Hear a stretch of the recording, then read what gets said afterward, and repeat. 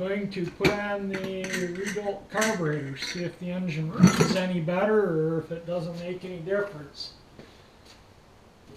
Hopefully it'll make a difference. I gotta get figure out what I need tool-wise here. Get this heater hose off there. And I gotta disconnect the fuel line. So I need to just kind of looking over some of the tools I'm gonna need here. Getting ready to cut this gasket out, and before I do, this gasket, the holes are a little tiny bit smaller, so show you when this gasket's on the carburetor. Let me get the video camera over. So you can see it really doesn't seal well around those edges there. It's very, very poorly cut. Doesn't seem to matter which way I turn the gasket. And this gasket was originally on there like this right here. I might use this gasket over or just use the gasket that the kit came with for now until the correct one comes. This is the one that the kit came with. Well, I'll get the carburetor off and then I'll make that final decision, but I think cutting this would just be a waste of time. First thing I'm going to do is pop all the linkages off. That's the transmission kick down, throttle shaft, throttle return spring.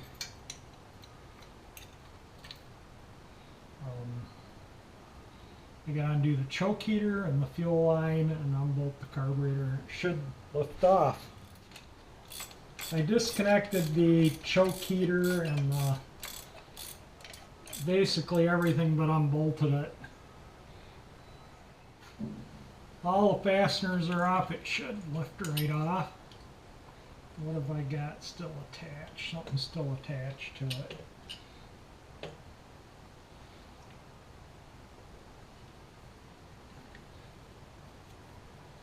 You know what? It actually does have the correct gasket on the base. So we will rule that out. Yeah, that is the correct gasket. So let me throw the new carburetor on there. I'm just going to reuse that gasket and we'll go from there. I do need to move a couple components from this carburetor to this carburetor. The dash pot, and then there's a adapter on the choke housing, and the vacuum line for the distributor I gotta take off, and the cover on that choke there is I can't see it. I'll look at it after I get things switched around here. Well, I installed the carburetor and then I realized the camera wasn't on, but it is all hooked up.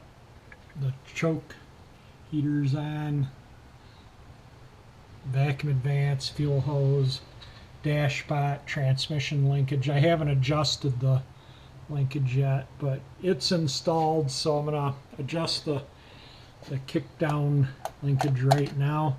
So basically what you do here is you put it to wide open and see how I can move it a little bit more. So that screw might need to be turned out just a turn maybe.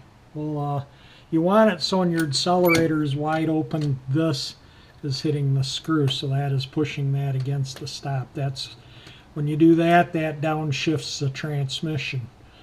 And I'm hitting that, and then I can still move the throttle some. So I just need to turn that so when it's at wide open, it doesn't do that. I just set the camera on the engine, so I'm pushing it or pulling it by the throttle cable. And then see how I can push that right to the stop, and then I push the throttle until it hits it, and the carburetor doesn't seem to have any more to go. So that's wide open throttle, and that's at the bottom. So that is the way the kick down linkage is supposed to be adjusted.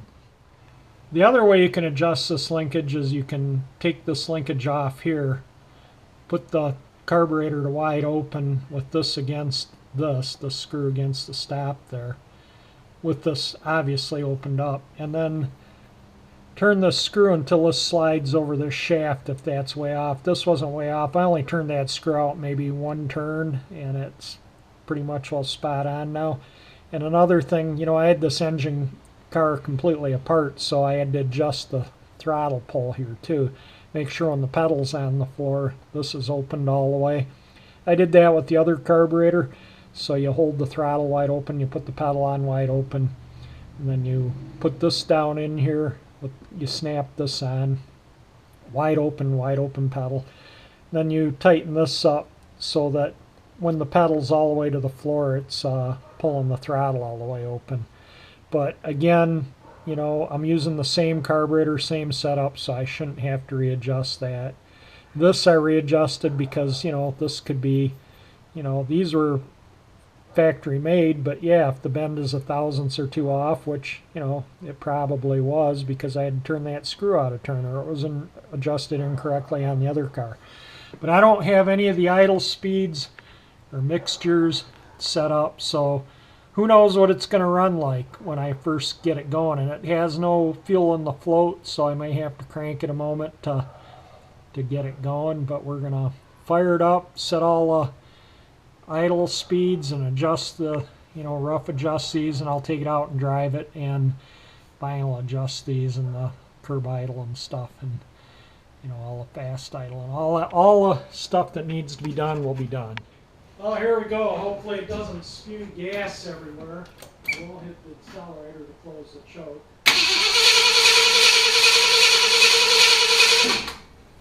Sometimes the fuel still flows when you release the key.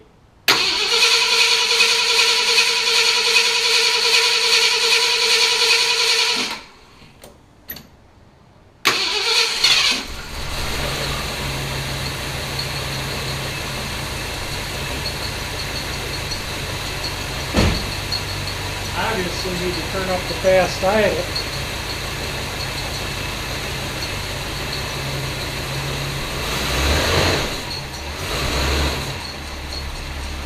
Yeah, the fast idle is really slow. That should be on the second step right there.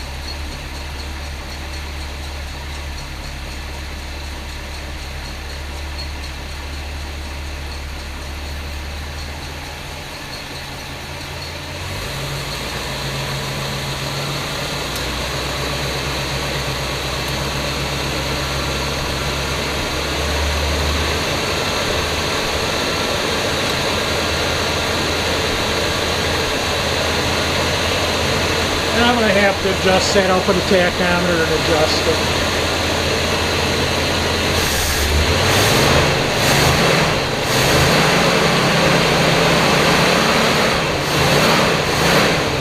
I can already tell the performance issue, and it's still cold. Or no performance, you know, the issue's gone, I should say. Let me let it warm up and we'll get everything set up on it. Yeah, it sounds 100% better.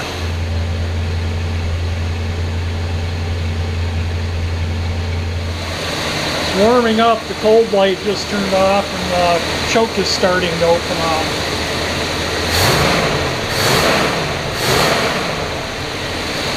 Yeah, that thing much better running. Wow, I noticed it immediately.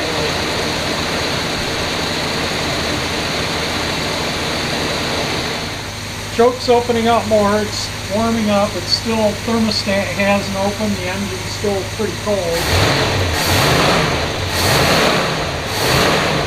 Choke's almost opened all the way. It's still, I think, just a tad on the fast idle cam, but maybe not.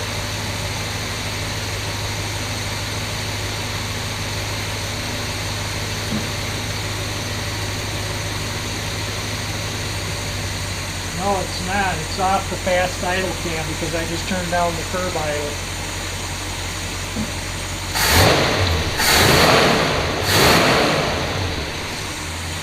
Yeah, that's runs sweet. Let me, I haven't even adjusted anything. It's just static, and let me get out my tachometer. I'll set the fast idle, and then I'll set the curb idle, and then I'll adjust the mixture screws first, because I'll turn the idle down to where the engine's barely running, to adjust them, because then you can get them pretty close. And then I'll sit at the curb idle, put the air cleaner on, go for a ride, and then give it a final carburetor adjustment. The choke is opened all the way 100% now, and it's set on the index mark. This is a TT. The other choke cap I think was a TC or TO. I'll have to take a look at it. It was not the correct letters for this carburetor. So it has the correct choke cap. It's opened up. It's all idling now. The engine's still cold.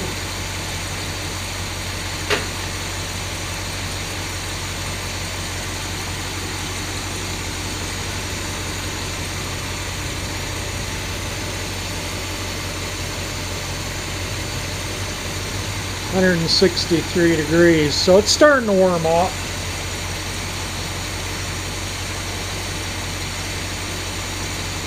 That's the thermostat housing. That would be the hottest part of the engine, the thermostat housing. So I would say it's, pretty close to considering operating temperature. I like to let all the casting warm up, all the manifold casting, all egg castings, because it makes a difference the way the fuel atomizes in there as the temperatures. So that's why I like to take them out on the road and adjust to do it before I do the final adjustment. But we can do the rough stuff right now. So let me get my tack out. First thing I'm going to do is try and give the idle circuit a quick adjust.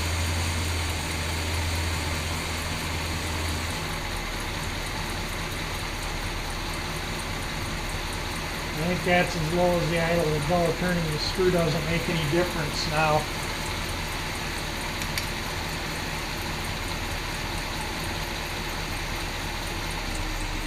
Turning it in a half turn slowed it down.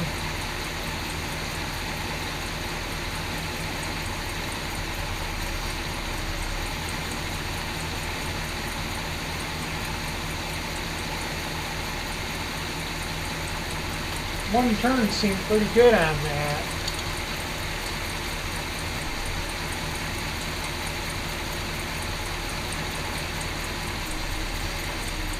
Yeah, it definitely slowed it down turning that one.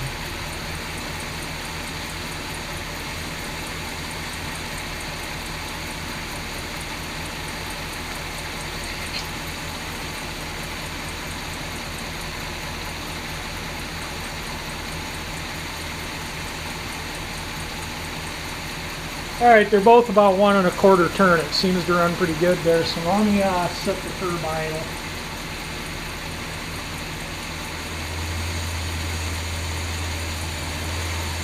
I'll have to put the car in drive. I don't have anyone here to hold the brakes. I guess I'm going to have to set the parking brake and block the tires. The curb idle spec is 475 to 500 in drive. I'm going to set it up 500. So I got the wheels blocked and the parking brake on. Let's see how it starts hot. Or warm, I should say. I'm just going to turn the key, see what happens.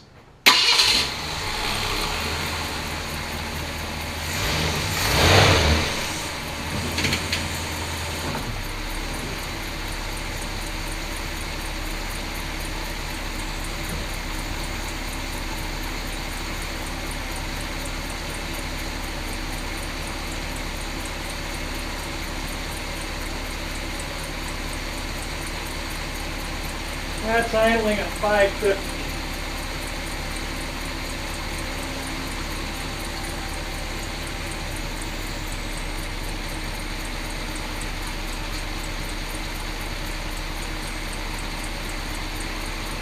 I don't know if I want the idle much lower.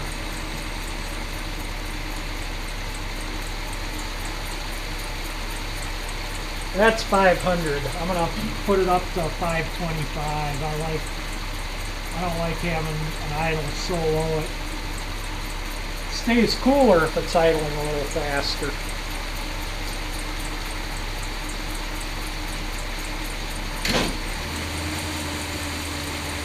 Just latch the door there, that's what that noise was. Alright, that's it. 525 in drive. That's warmed up, thermostat's open. So now I'm going to set the fast idle.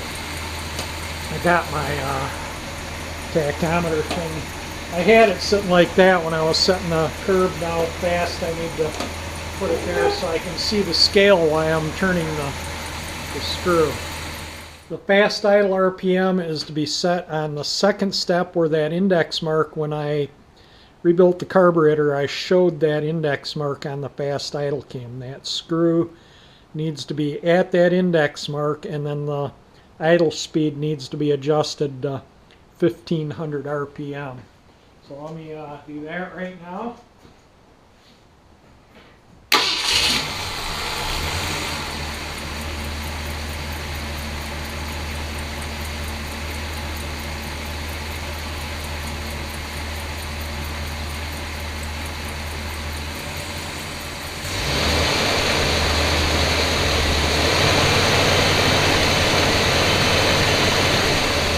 I can feel it, and that's where it is right there.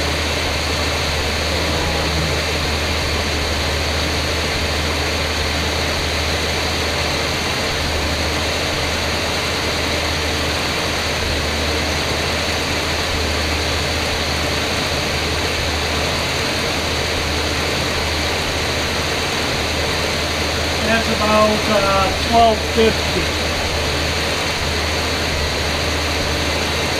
Need a shorter screwdriver.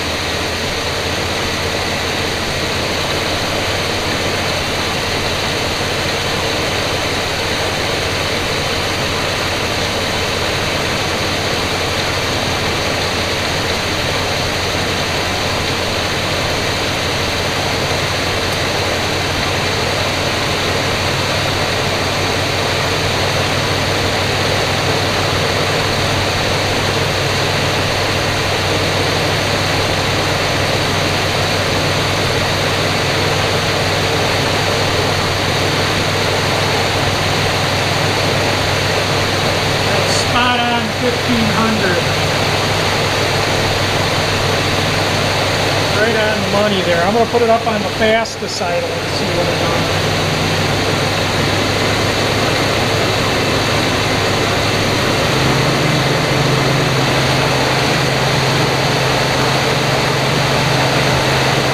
That's 1750 RPM on the fastest side.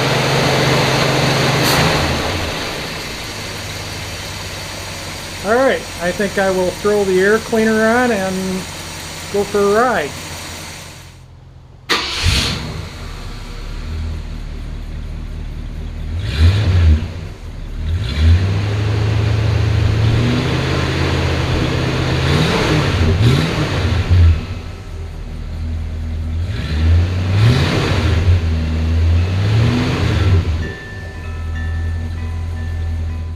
What do you say we go for a short ride? It is kind of cold out, or cool I should say. It's only in the 60s. It is September in Michigan, and yeah, it doesn't have a top, so it's going to be a little chilly, but I think it'll be alright. Let's go for a ride.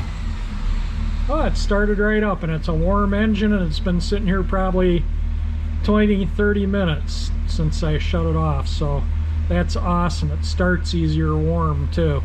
Alright, let's get moving here. I gotta see what I'm doing to back out. Yeah, I've already noticed it. Just driving in the neighborhood, it runs so much better.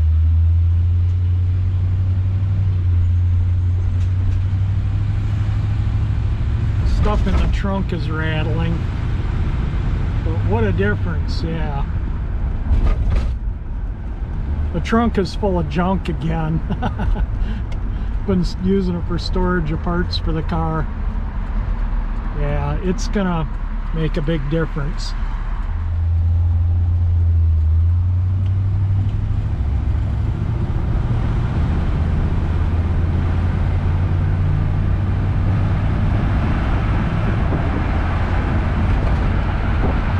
Oh yeah, I took care of it.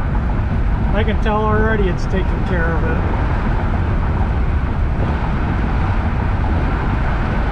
is when I felt it, and I don't feel it at all.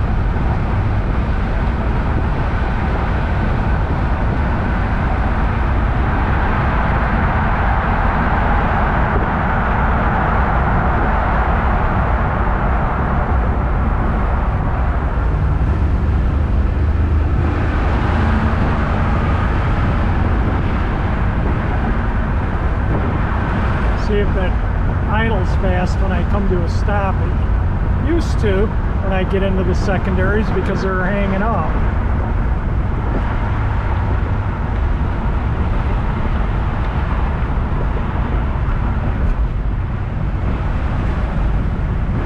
But it definitely kicks down like it should.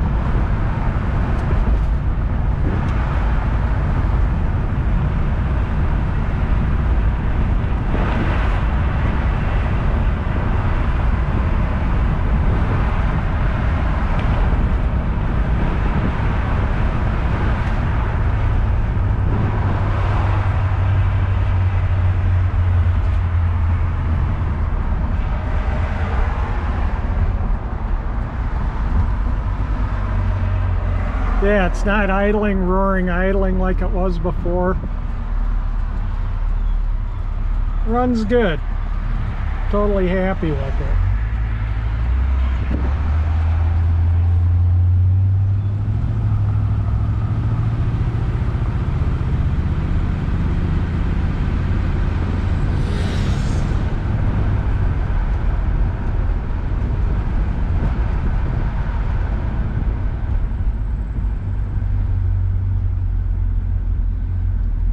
Drive it a little bit and I'll go back and do a final adjustment on the carburetor.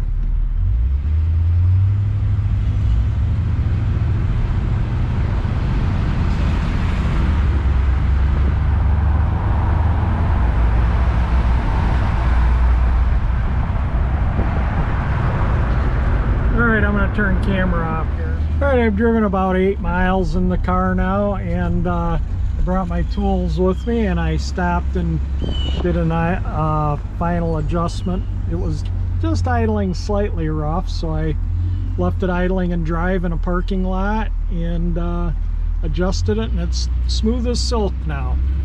So that's why I always adjust them.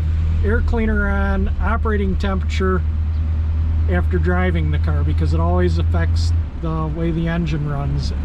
You know, I mean, when you do a rebuild, carburetor rebuild, you always gotta do your final adjustments after driving the car. And I like to take my tools with me because sometimes I stop 2 or 3 times and change the screws, you know, one or the other or both or whatever. And I'm going to turn here. We'll just go, I'm just going to drive it around a little bit.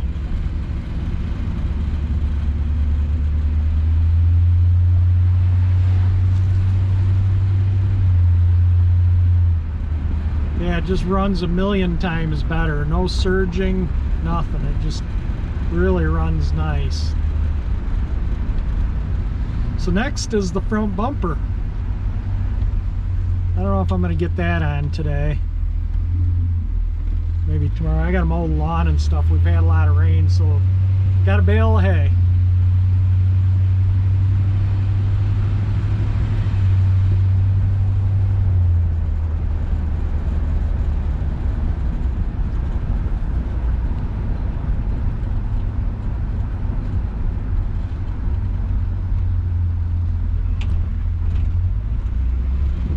Alright, I got to turn the camera off. There's a bunch of trucks and stuff going on up here. So I put 11 miles on it. 77,111 even, and it was 77,100 even when I left. And yeah, what a difference that made. Day and night. Runs like a new car. I did stop twice and adjust the screws for the idle mixture until the engine idled smooth. After that first time I stomped on the secondaries, it wasn't idle racing or anything, and ran good. And then after I drove, I don't know, a few miles, you could just feel a little roughness at idle, and I leaned that one out a little bit and richened this one up a little bit, and it smoothed right out.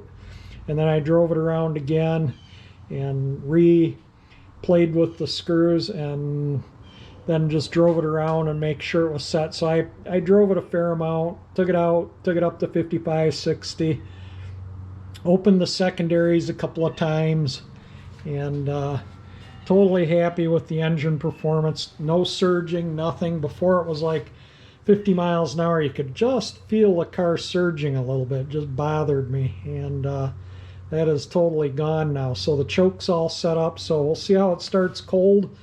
I wanted to get that carburetor on and the engine running correctly so I can drive it up to the trim shop. That's quite a haul to make sure that get an estimate on the top. So maybe tomorrow or the next day I'll put the front bumper on. This is Friday. And then Monday I'll call a trim shop, see if they only do appointments for estimates or what. And then because Tuesday is supposed to be a nice day, and without a convertible top this time of year there isn't much good top-down weather. So I want to get, well, there will be. October is usually pretty beautiful here too. Even September can be hot, but October is typically a beautiful month in Michigan.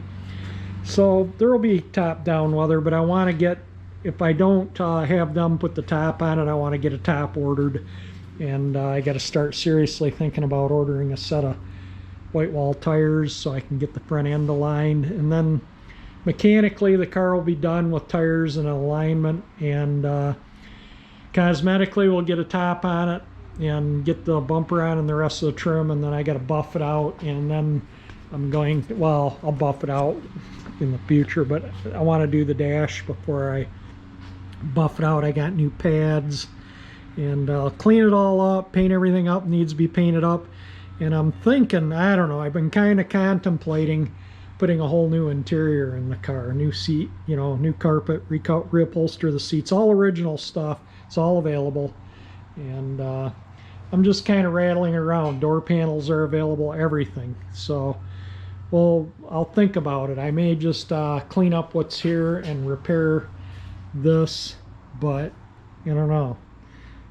It's turning out pretty nice. It might be worthy of a new interior. And like I say, I'll buff out the paint, repaint what I have to on the car that doesn't look good, and get it buffed out. I'll buff it out probably this winter, and next summer it'll be ready for cruising.